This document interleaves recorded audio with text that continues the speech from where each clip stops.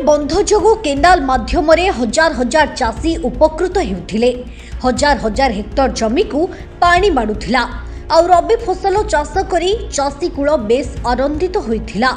हेले विभागीय अधिकारी अवहेला हेउ कि बंध निर्माण रे त्रुटि जोगु स्लुइस गेट दे समस्त जल लीक होई आज तेलेंगिरी बंध संपूर्ण खाली। चलित रबी ऋतु रे चाष प्रभावित। चाषी अनुरोध करुछंती कि युद्धकालीन भित्तिरे काम करा जाऊ और जल भंडार खाली होई गला जेउ सब उच्च पहाड़ रही माटी उठाई खाली करागले आहुरी पानी जमा हेबो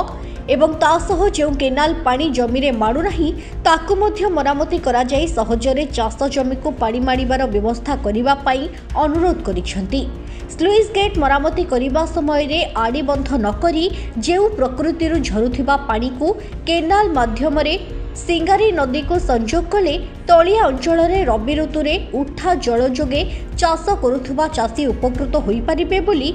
बी सिंहपुर चाषी संजय महांती कहछंती कि 5-7 वर्ष हलानी कंटिन्यू आम पानी केनाल पानी जो तेलुगु प्रोजेक्ट रो केनाल पानी आसला आ ताइरे चाषबास करिकी बहुत किछि आमे उपकार पाइछु। वर्तमान ये केनाल जो मरामती करिया पई बोले जो सरकार पदक्षेप नहीं थिले से आज पर्यंत सरकार कौन प्रकार पदक्षेप नहीं चंती आओ सेटा भी आगामी दिन रे सेटा कार्यकारी हबो। आमे तो डबल क्रॉप चाष करिक बहुत भल रे थिलु किंतु एबे तेलेंगिरी रो गोटे क्रॉप करबा पई भी पानी हो नाही जेतु चाषी बहुत असुविधार सम्मुखीन होचंती। चीफ इंजीनियर को मिस सारे बापरे तार गोटे बाट भारी बोली कहले किंतु रबी ऋतु रे अनवरत तेलेंगिरी डैम रो पानी दिन राति प्रभावित हवा जो से स्विच गेट दे प्रभावित हवा जो संपूर्ण भाव में पानी निष्कासन हो गला। रबी ऋतु रे संपूर्ण भाव में चाष उपर प्रभावित हला एवं चाषी उपरे विशेष कर चाषी श्रमिक और व्यवसायी उपरे तार गोटे चड़क पड़ला बेले अर्थनीति उपर चड़क पड़ला बेले आमर लगिला। तो आमे वर्तमान स्थिति रे आमे प्रशासन को अल्प दिन मध्य आमे से प्रशासन को पुणी गुहारी करिवो जे भली भाव रे हो रबी ऋतु तो आमे पानी पाइलु नाही किंतु आगामी दिन रे एई भली विपर्यय आमर पई सृष्टि न हो एवं आमे तांको अनुरोध करूचु एवं चेताई भी देबो आपन माध्यम रे जे आगामी दिन रे एहार युद्ध काल भितर काम करा जाओ विशेष करी दुईटी काम आमे करबा पई आपन माध्यम रे तांको निवेदन करिवो। प्रथमे जो पानी तो पूरा टोटाल ड्राई हो गला ड्राई हवा फल जो सिटी सुखिला जगह अच्छी सिटी आमे देखुचु किछि ढीप जगह अच्छी पर्वत जगह अच्छी ताकू केमती सिटू माटी उठेबार व्यवस्था करा जाओ जहाँ फल केनाल रा हमर स्टोरेज कैपेसिटी बढ़िबो। देन आउ गोटे हमर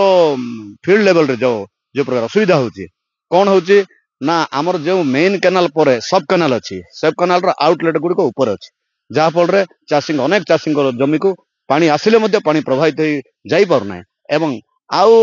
आमे देखुचु 20% सीधा नदी की पानी पड़ोछि एभली समस्या जो समाधान हेले हमर प्रथम रे लास्ट नंबर पंते जति हमर आउटलेट अछि समस्त आउटलेट रे पानी सुरक्षित भाव जीवो एवं चाषी उपकृत होबे। ए परिप्रेक्षी रे कहबा कथा ए जो तेलेंगिरी जलसेचन माध्यम रे हमर जो 20,000 चाषी परिवार पाखापाखी लक्षे भैरव सिंहपुर अंचल चाषी जो उपकृत होउतले आमर जो 25,000 एकर आमर जलसेचन होउतला ये तेलेंगिरी माध्यम रे ये जो कर्तृपक्षर किंबा डिजाइन रो कौन भी तार भी असुविधा जो आज चाषी कूल आज हताश एवं सेमाने भी आज क्षतिर सम्मुखीन होइछन जो 3100 टका सरकार देइछन्ती ताकू जो पाई थांते से माने रबी चाष करिकी तारु वंचित होउछन्ती एटा गोटे दुखर विषय। किंतु जो तेलेंगिरी डैम रो कंस्ट्रक्शन स्लुइस प्लगिंग काम खूब शीघ्र आरंभ हो आ सेटा केमती यथाशीघ्र सारी फिर इम्पाउंडिंग करी केनाल रे जलसेचन करी कृषक मान केमती उपकृत हो पारे से सुप्रति माने ध्यान दिया जाउछि आ समस्ते चेष्टित अछन। केनाल गला परे जो आउटलेट जाक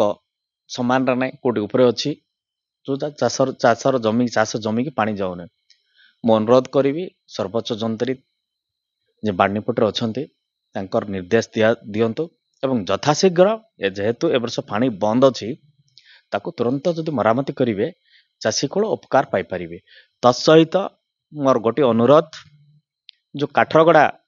टेल एंड रे संपूर्ण रूपे पानी जाऊ नहीं ताको संपूर्ण मरामती कले आमे केनाल चलिबा दिन रो